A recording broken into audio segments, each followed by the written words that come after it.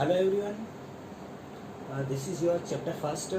Your chapter name is Resources of India.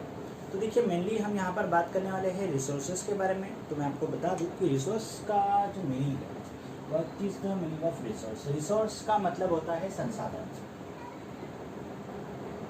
देखिए अब संसाधन मतलब क्या। देखिए तो संसाधन मतलब क्या, जैसे मान लो एक एग्जांपल, मेरे हाथ में भी मार्कर है। इस मार्कर का मैं जो इस्तेमाल है वो लिखने के लिए कर रहा हूँ। तो मतलब कहीं ना कहीं ये जो मार्कर है ये मेरे किसी न किसी काम में आ रहा है। मतलब ये मेरी प्रॉब्लम को सॉल्व कर रहा है कि मुझे लिखने में जो दिक्कत है, मतलब मैं लिखूँ किस चीज़ से, तो मैंने मार्कर का इस्तेमाल किया। तो ये क्या हो गया, रिसोर्स हो गया। ठीक है, तो इसी तरीके से जो भी चीज़ें जो हमारी ज़रूरतों को पूरी करती है, जो हमारी आवश्यकताओं की पूर्ति करती है, उन सारी चीज़ों को हम रिसोर्स कहते हैं। इसकी एक सिंपल सी डेफिनेशन है। अगर एग्जाम में क्वेश्चन आता है कि what is resource, resource means संसाधन क्या है, तो आप उसका आंसर दे सकते हैं कि anything which fulfil human wants और anything which fulfil your demands और सॉल्व योर प्रॉब्लम। जो भी चीज़ें आपकी समस्याओं का समाधान करती हो या जिन चीज़ों का आप इस्तेमाल करते हो अपनी ज़रूरतों को पूरा करने के लिए, वो सारी चीज़ें जो है वो रिसोर्स कहलाती है।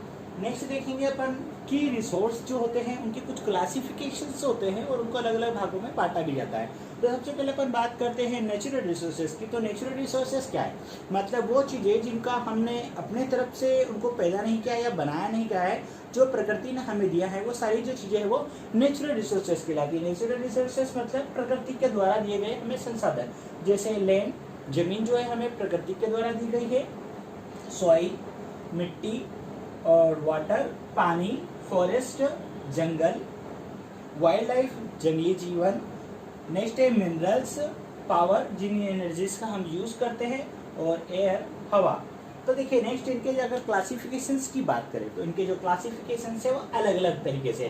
पहला है पर्सनल रिसोर्सेज, जैसे कि हम बात करें प्रॉपर्टीज की और हेल्थ की, तो यह जो आते हैं पर्सनल रिसोर्सेज में आते हैं। दूसरा है नेशनल रिसोर्सेज, नेशनल रिसोर्सेज में आती है national wealth. National wealth means कि हमारा जो पूरा राष्ट्र है वो कितना पैसा जो है इससे कमाता है या हमारे राष्ट्र को किस तरीके से मेंटेन किया जाता है। नेक्स्ट होता है जैसे कि हमारे मिलिट्री पावर और पेट्रोटिज्म। उसके बाद में होता है थर्ड वाला जो रिसोर्सेज है वर्ल्ड रिसोर्सेज। वर्ल्ड रिसोर्सेज में मेनली आता है आपका फिजिकली और बायोलॉजिकली एलिमेंट्स, जिन एलिमेंट्स का हम यूज करते हैं न्यूक्लियर पावर से बनाने के लिए और अदर तरीके से।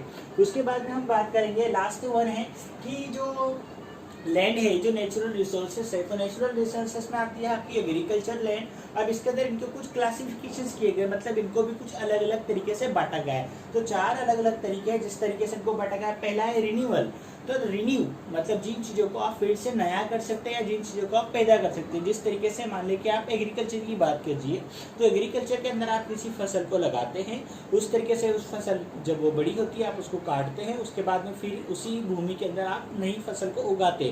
तो ये क्या हो गया, रिन्यूएबल रिसोर्सेस हो गया, मतलब आप इसको बार बार इस्तेमाल कर रहे हैं, वो खराब नहीं हो रहा है। नेक्स्ट होता है आपका non renewable resources. Non renewable resources means what, non renewable resources means कि जो रिसोर्स है जिनका आप एक बार इस्तेमाल कर लेते हैं और वो पूरी तरीके से खत्म हो जाते हैं। जैसे कि मान लो आप बात करें पेट्रोल की बात करें या कोयले की बात करें, अगर आप एक बार इनका इस्तेमाल कर लेते तो फिर वो खत्म हो जाता है, फिर इनको पुनः इस्तेमाल करने के लिए इनको सालों लगते हैं, तब जाके इनका फिर से आप यूज कर सकते हैं। नेक्स्ट होता है रिसाइकेबल रिसोर्सेज।